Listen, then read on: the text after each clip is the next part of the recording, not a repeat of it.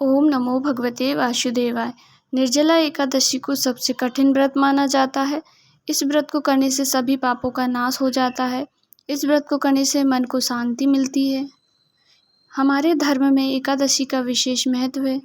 एक साल में कुल 24 एकादशी पड़ती हैं और जिसमें से निर्जला एकादशी सर्वश्रेष्ठ मानी जाती है। पौराणिक मान्यता के अनुसार निर्जला एकादशी का व्रत करने से साल भर की सभी एकादशी के व्रत का हमें फल प्राप्त होता है। निर्जला एकादशी का व्रत करने से भगवान विष्णु जल्द ही प्रसन्न होते हैं और अपनी कृपा बरसाते हैं। निर्जला एकादशी का व्रत करने से दीर्घायु, मोक्ष प्राप्ति का वरदान मिलता है। यह व्रत जीवन में जल की महत्वता को बतलाता है। सभी एकादशी में निर्जला एकादशी सबसे श्रेष्ठ और सबसे कठिन मानी जाती है। निर्जला एकादशी के दिन बिना जल पिए भगवान विष्णु की विधिवत पूजन की जाती है। इस बार निर्जला एकादशी का व्रत 18 जून मंगलवार के दिन रखा जाएगा। निर्जला एकादशी की शुरुआत 17 जून को सुबह 4:43 से शुरू हो रही है और वो 18 जून को सुबह 6:24 पर समाप्त होगी। निर्जला एकादशी का व्रत 18 जून को रखा जाएगा। कई लोग 17 जून को भी रखेंगे, पर 17 जून को जो है दशमी युक्त एकादशी है और हमारे धर्म में दशमी युक्त एकादशी के व्रत नहीं रखा जाता है। द्वादशी युक्त एकादशी का व्रत रखा जाता है। अब आपके यहाँ पर जिस दिन भी रखा जाता है जरूर रखिएगा। अगले दिन सुबह 19 जून को किया जाएगा इसका पारण। ज्येष्ठ मास के शुक्ल पक्ष की एकादशी निर्जला एकादशी कहलाती है। इस दिन सुबह स्नान के बाद भगवान विष्णु की विधिवत पूजा की जाती है। सबसे पहले आपको स्नान कर लेना है। सुबह से उठकर अपने कार्यों से निवृत्त होकर स्नान कर लीजिए और उसके बाद आपको व्रत का संकल्प लेना है। हाथ में अपने सीधे हाथ के हथेली में थोड़ा सा जल लीजिए।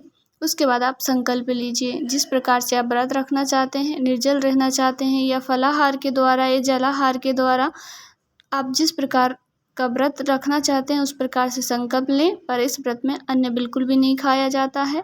आप चाहें अपनी इच्छा सामर्थ्य अनुसार, यदि आप से बनता नहीं है तो आप फलाहार वगैरह कर सकते हैं। उसके बाद मंत्रोच्चारण, व्रत की संपूर्ण कथा सुननी चाहिए, भगवान का कीर्तन करना चाहिए। निर्जला एकादशी के दिन दान पुण्य का विशेष महत्व है।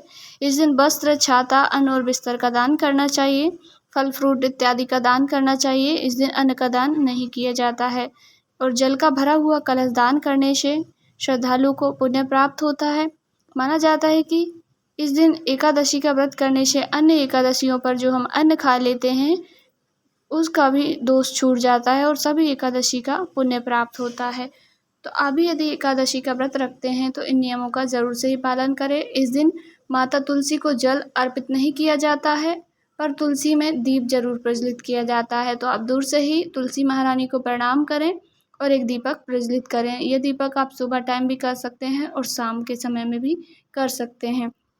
और भगवान नारायण को भोग में या तो ऋतु फल रखें, आम रख सकते हैं, आप केले रख सकते हैं, सूखे मेवे का आप भोग लगा सकते हैं, या जिसमें अन्न ना हो अर्थात साबूदाने की खीर का भी आप भोग लगा सकते हैं। आप जो भी फलाहार अपने लिए बनाएं उसका आप भोग लगा सकते हैं। पर भोग में आपको तुलसी पत्र, तुलसी दल अवश्य ही रखना है। तुलसी पत्र को आप एक दिन पहले ही तोड़ के रख लीजिएगा। आज रविवार है, अब आज नहीं टूटेंगी, पर सोमवार को आप तुलसी दल तोड़कर अपने पास रख सकते हैं। अन्यथा आप नहीं तोड़ पाते हैं, ऐसी स्थिति में आप घर पे ज़मीन पे गिरे हुए पत्तों को उठा करके उन्हें भी प्रयोग में ले सकते हैं। पर तुलसी पत्र के बिना भगवान नारायण भोग स्वीकार नहीं करते हैं। तो आप तुलसी पत्र भले ही आपके पास सूखा हो, सूखी मांजरी है, उन्हें भी आप भोग समेत में अर्पित कर सकते हैं। यदि आपको जानकारी पसंद आई हो तो वीडियो को लाइक ज़रूर करें। मैं इस चैनल पर व्रत की कथा भी अपलोड कर दूंगी। आप इस पे से निर्जला एकादशी की व्रत की कथा भी सुन सकते हैं। ओम नमो भगवते वासुदेवाय।